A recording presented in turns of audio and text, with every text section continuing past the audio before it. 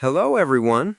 In this video, I'll guide you on how to fix Spotify not working issues in a safe and reliable way, so you can enjoy your music without interruptions or errors. If you're using modified or unofficial versions, the main problem is that they often stop working due to security updates and server restrictions. So the most stable solution is to switch to the official app. First, uninstall any existing version of Spotify from your device completely. Then, restart your phone to clear temporary files. Next, download the latest official version of Spotify from the Play Store or App Store to ensure compatibility and proper functionality.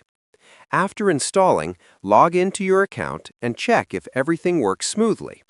If you still face issues, clear the app cache from your device settings and make sure your internet connection is stable. Also, disable VPN if you are using one, as it can cause playback or login problems. Finally, keep the app updated regularly to avoid future errors.